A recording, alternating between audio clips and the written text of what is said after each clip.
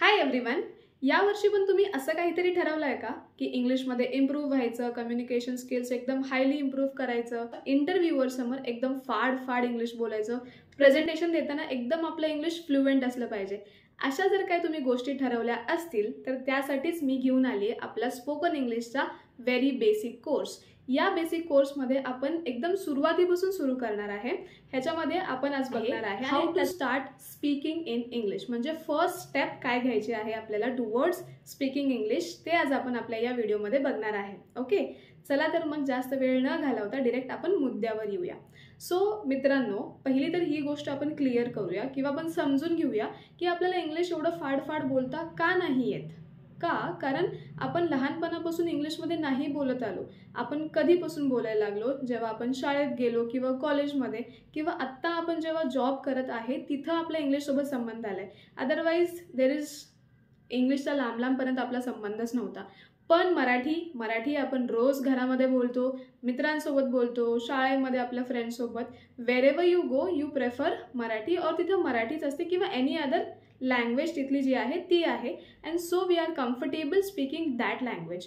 पण होतं काय इंग्लिशमध्ये की आपली प्रॅक्टिसच राहून जाते हो, दुसरं काहीच होत नाही. प्रॅक्टिस नसल्यामुळं किंवा आपण त्या भाषेला तेवढा वेळ दिला नसल्यामुळं आपल्याला इंग्लिश फ्लुएंट बोलता येत नाही. तर काय टेन्शन घ्यायचं नाही आहे, एकदम चिल राहायचं आहे. व्हिडिओ एंडपर्यंत बघा, तुम्हाला कॉन्सेप्ट्स कळतील. आणि हां, प्रॅक्टिस मात्र करायची. जर प्रॅक्टिस नाही केलात तर काहीच उपयोग होणार नाही आहे. Okay, so let us start our first video which says how to start speaking in English.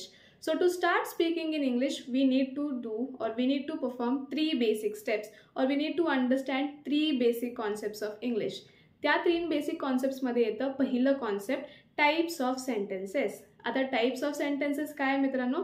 वाक्यांचे प्रकार. म्हणजे आपण वाक्य बोलत असतो, त्या वाक्यांचे नेमकं कुठले कुठले प्रकार आहेत आता ते आपण बघूया. सो पहिला प्रकार आहे डेक्लरेटिव्ह सेंटेन्सेस. डेक्लरेटिव्ह सेंटेन्सेस म्हणजे statements, logical factful statements. For example, I am a girl, Rashmi is cooking, Rahul is playing, India is my country. म्हणजे ह्या ज्या गोष्टी आहेत हे फॅक्ट आहेत आणि ह्यांना आपण म्हणतो डेक्लरेटिव्ह सेंटेन्सेस. ह्याच्यामध्ये आपण नेगेटिव्ह सुद्धा ॲड करू शकतो आणि नेगेटिव्ह सुद्धा एक टाईप ऑफ सेंटेन्सेस आहे. सो डेक्लरेटिव्ह आणि नेगेटिव्ह आपण एक प्रकार पकडूया. पुढं आहे इंटरॉगेटिव्ह सेंटेन्सेस. इंटरॉगेटिव्ह म्हणजे काय? आपल्या सगळ्यांनाच ना प्रश्न विचारायची लई सवय असते. अरे बाबा, तू कुठे गेलास, काय करत होतीस, कशाला गेली होतीस, कुणाकडे गेली होतीस, हो ना?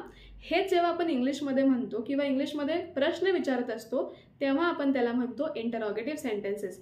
For example, what are you doing, where are you going, with whom are you going, why are you going there, who is calling you. तर ह्या सगळ्या प्रश्नांना आपण म्हणतो इंटरॉगेटिव्ह सेंटेन्सेस.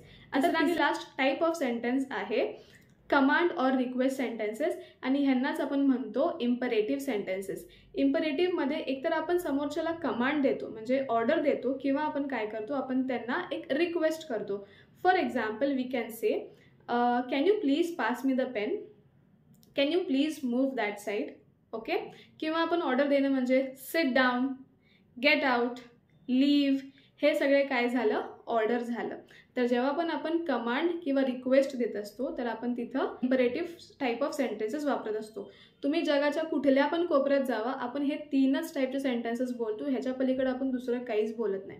ठीक आहे, आता पुढच्या कॉन्सेप्टकडे वळूया. पुढचा कॉन्सेप्ट आहे पार्ट्स ऑफ सेंटेन्सेस. टाइप्स बघितले, आता सेंटेन्समध्ये घुसूया आणि सेंटेन्समध्ये बघूया की नेमकं सेंटेन्स बनतो कसा. तर सेंटेन्स बनतो 3 पार्ट्सने. एक तर आहे सब्जेक्ट, वर्ब आणि ऑब्जेक्ट. आता सब्जेक्ट म्हणजे काय? सब्जेक्ट म्हणजे असतो कर्ता. तो सब्जेक्ट आहे म्हणून आपला वाक्य आहे. For example, Rohan is cooking. Rohan मुलगा आहे पण तरी काय झालं, तरी तो कुक करतो, त्याला आवड आहे. सो रोहन आहे म्हणून कुकिंग होतीये. ओके, सो जो मेन हिरो आहे आपल्या सेंटेन्सचा तो आहे Rohan. So Rohan is cooking. दुसरा सेंटेन्स घेऊया आपण. Rutuja is a beautiful girl.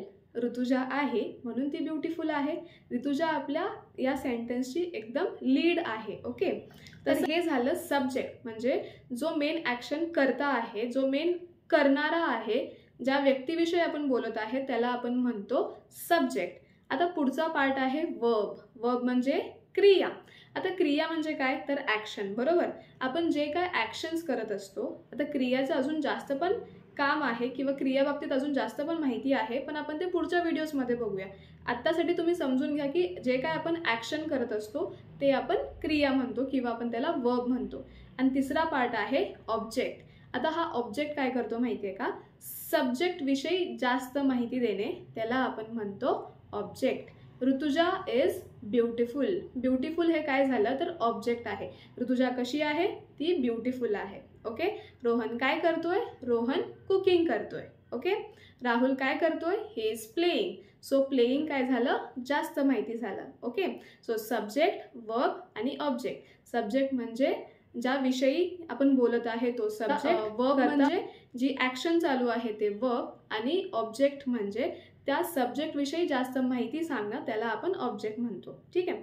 आता थर्ड आणि शेवटचा बेसिक कॉन्सेप्ट आहे टेन्सेस. टेन्सेस काय मित्रांनो? काहीच अवघड नाही आहे. त्याच्यामध्ये खूप फॉर्म्स आहेत, हे आहे ते आहे, नाही. बेसिक तर आपल्याला माहिती आहे बरोबर. पास्ट, प्रेझेंट, फ्युचर, भूतकाळ, वर्तमान काळ, भविष्यकाळ. आता ह्याचमध्ये काय होतं माहिती आहे का? टेन्सेस रूल्स आहेत काय ग्रामरचे, जे की आपल्याला सांगत असतात की कोणत्या वेळी केवढं काम झालंय. बस हे जरा स्पेसिफिकेशनमध्ये जातं आणि म्हणून आपल्याला इन डेप्थ स्टडी करावं लागतं टेन्सेस. टेन्सेसचा वापर करूनच आपण हे सेंटेन्सेस जे काय बोलतोय ते आपण बनवणार आहे. एकतर पार्ट्स ऑफ सेंटेन्सेस आणि टाइप्स ऑफ सेंटेन्सला जोडणारा जो काही मेन कंटेंट आहे तो आहे टेन्सेस. काहीच अवघड नाही आहे, एकदम निवांत आपण शिकणार आहे. सो अजिबात टेन्शन घ्यायची गरज नाही. तर हे 3 कॉन्सेप्ट्स होते.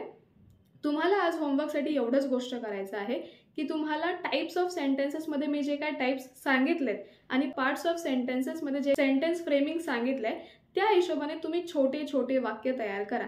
3 शब्दांचं वाक्य होतो, 2 शब्दांचं वाक्य होतो, 1 शब्दांचं वाक्य होतो. फॉर एक्झाम्पल मी म्हणलं तुम्हाला सिट, तर हा सुद्धा एक वाक्य आहे, हे कंप्लीट सेन्स बनवतो.